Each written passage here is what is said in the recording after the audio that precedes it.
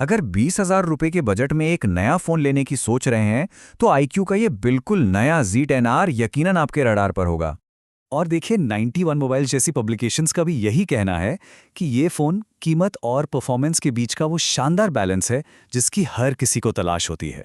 तो आज हम इसी सवाल का जवाब ढूंढेंगे। कागज़ पर जो स्पेक्स दिखते हैं वो असल दुनिया में कैसा काम करते हैं, चलिए पता लगाते हैं। तो ये रहा हमारा प्लान। सबसे पहले देखेंगे कि ऑलराउंडर होने का इसका वादा कितना सच्चा है। फिर इसके डिज़ाइन, डिस्प्ले और परफॉर्मेंस की बात करेंगे। इसके बाद कैमरा और उन जगहों पर नजर डालेंगे जहां कंपनी ने कॉस्ट कटिंग की है।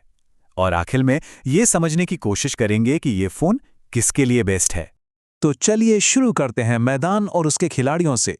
मतलब इस फोन का मुकाबला आखिर है किससे? तो देखिए, कीमत शुरू होती है 19,499 से और इस कीमत पर इसका सीधा मुकाबला है CMF Phone 2 Pro और Realme Narzo 80 Pro से। अब मजे की बात क्या है कि CMF अपने यूनिक डिजाइन और क्लीन सॉफ्टवेयर पर फोकस करता है। Realme बैटरी और चार्जिंग का चैंपियन है और इन दोनों के बीच iQOO एक बैलेंस्ड मतलब एक संतुलित पैकेज देने की कोशिश कर रहा है। अच्छा, अब बात करते हैं उस चीज की जो फोन को हाथ में लेते ही सबसे पहले नोटिस होती है, इसका डिजाइन और डिस्प्ले। और जरा इस स्लाइड पर नंबर्स देखिए। सिर्फ 7.39 पतला ये फोन हाथ में बहुत ही स्लीक लगता है। लेकिन जो असली गेम चेंजर है वो है इसकी IP68 और IP69 रेटिंग। सच कहूं तो इस प्राइस पर पानी और धूल से इतनी तगड़ी प्रोटेक्शन मिलना कमाल है। और फिर आता है इसका 6.77 इंच का क्वाड कर्व्ड एमोलेड डिस्प्ले। ज्यादातर रिव्यूअर्स का कहना है कि इस पर वीडियो देखना या स्क्रॉल करना एकदम फ्लैगशिप लेवल का फील देता है। बहुत ही इमर्सिव एक्सपीरियंस है। लेकिन यहाँ एक बहुत ही इंटरेस्टिंग पॉइंट है। कागज पे तो CMF और Realme की पीक ब्राइटनेस कहीं ज्यादा है, पर असल दुनिया में Z10R का जो 1300 निट्स का हाई ब्राइटनेस मोड है ना, वो सीधी धूप में भी बहुत अच्छा काम करता है। तो यहाँ नंबर से ज्यादा प्रैक्टिकल एक्सपीरियंस मैटर करता है। ठीक है, डिजाइन तो प्रीमियम है, पर क्या परफॉर्मेंस में भी उतना ही दम है? चलिए इसकी Dimensity 7400 चिप को टेस्ट करते हैं। Antutu स्कोर्स देखें तो ये Realme से थोड़ा सा पीछे है, जिसमें सेम चिप है। लेकिन इससे घबराने की बिल्कुल जरूरत नहीं है। रोजमर्रा के जो काम होते हैं जैसे ऐप्स के बीच स्विच करना या सोशल मीडिया स्क्रॉल करना, वो सब एकदम मक्खन की तरह स्मूथ चलता है। और अब देखिए Geekbench मल्टी कोर स्कोर्स।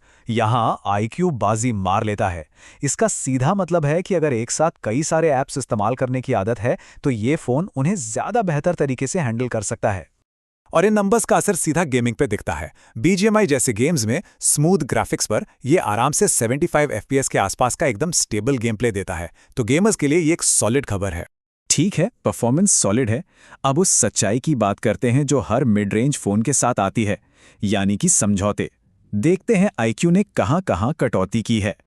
और कैमरा इसका सबसे बड़ा उदाहरण है। देखिए, एक तरफ 50 MP मेन और 32 MP सेल्फी कैमरा, दोनों से 4K वीडियो शूट हो सकती है, जो व्लॉगर्स और कंटेंट क्रिएटर्स के लिए जबरदस्त है। लेकिन दूसरी तरफ अल्ट्रा वाइड लेंस दिया ही नहीं है, तो ग्रुप फोटो या बड़े-बड़े लैंडस्केप शॉट्स के लिए ये फोन उतना अच्छा नहीं है।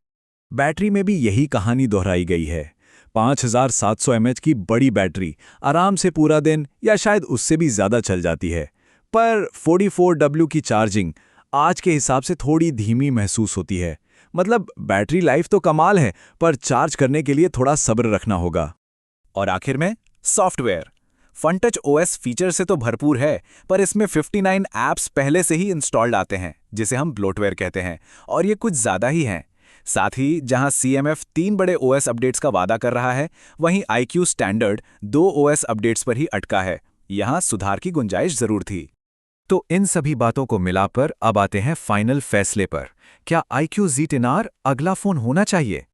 अच्छा, तो इसे खरीदने के सॉलिड कारण क्या हैं? पहला, इसका प्रीमियम लुक और टॉप क्लास वाटर रेजिस्टेंस। दूसरा, कंटेंट देखने के लिए एक जबरदस्त डिस्प्ले। तीसरा, भरोसेमंद परफॉर्मेंस। और हाँ, व्लॉगर्स के लिए फ्रंट कैमरे से 4K वीडियो सपोर्ट और कमाल की बैटरी लाइफ। ये सब इसके बड़े प्लस पॉइंट्स हैं। लेकिन रुकने के भी कुछ कारण हैं।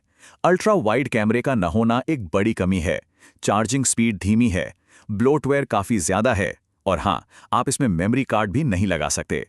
तो सीधे शब्दों में कहें तो iQOO Z10R उनके लिए है जिन्हें एक मजबूत प्रीमियम दिखने वाला फ़ोन चाहिए जिसका डिस्प्ले मीडिया देखने के लिए लाजवाब हो और जो व्लॉगिंग करते हैं। ये एक तरह का स्पेशलिस्ट ऑलराउंडर है।